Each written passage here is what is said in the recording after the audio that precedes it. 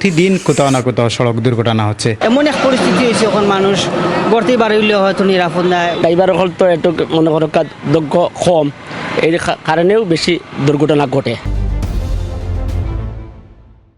প্রতিদিন কোথাও না কোথাও সড়ক দুর্ঘটনা হচ্ছে। ছোটো ছোটো যে যানবাহনগুলো রয়েছে সেই ছোটো ছোটো যানবাহনগুলোর আসলে অদক্ষ অনেক ড্রাইভার রয়েছে, যারা অনেক সময় বয়সেও কম অথবা হঠাৎ করে একটা ট্রম বা 10 সিটের গাড়ির ড্রাইভার হয়ে গেছে। তাদের মূলত এই অদক্ষতামির কারণেই এই যে সড়ক দুর্ঘটনা হয় এটা প্রতিনিয়ত দেখা যাচ্ছে। যদি আসলে ওই যে অনেক সময় তারা আছে সিগন্যাল শক, সিগন্যাল কি বা কোন সাইড দিয়ে যেতে হবে, অনেকটা এপাশ ওপাশ, সেটা অনেক সময় অনেক ড্রাইভার বুঝে না। এটা যদি নিরসন করা যায় বা প্রশাসনের পক্ষ থেকে মাঝে মাঝে যদি এই যে সড়কে যদি তাদেরকে যদি তদারকি করা যায়, তাহলে আমি মনে করি এই সড়ক দুর্ঘটনা আমাদের যে সিলেট রুটে অনেকটা কমে আসবে।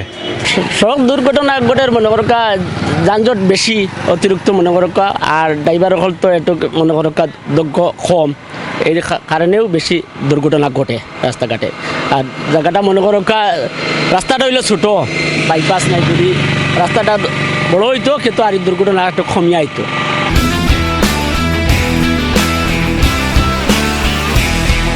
সকালে ঘুম থেকে উঠিয়ে দেখি অ্যাক্সিডেন্ট হয়ে মানুষ মারা যায়, রাত্রে আবার ঘুমাইবার সময় দেখি মানুষ মারা যায়, ওঠা দেখিয়া ঘুমাই।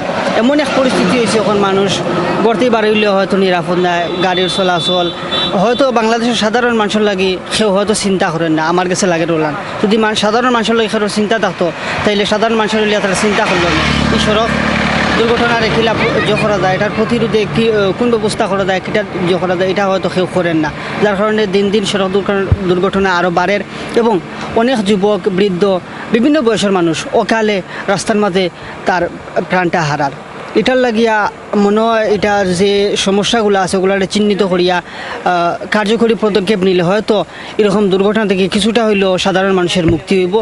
অযথা পার্কিং করে রাখা, পার্কিংয়ের কারণে আপনার হয়তো আমি গাড়ি নিয়ে যাচ্ছি, আমি তো আমার জানা নাই যে ওই জায়গায় গাড়ি একটা ব্রেক করে রাখা আছে, ওই জায়গায় দুর্ঘটনা হচ্ছে। রাস্তার মধ্যখানে অথবা বড় ব্রিজের উপরে বালু রাখা, হঠাৎ করে যদি একটা গাড়ি ওভারটেক করতে যায় তখন তো ওই জায়গায় দুর্ঘটনা ঘটে।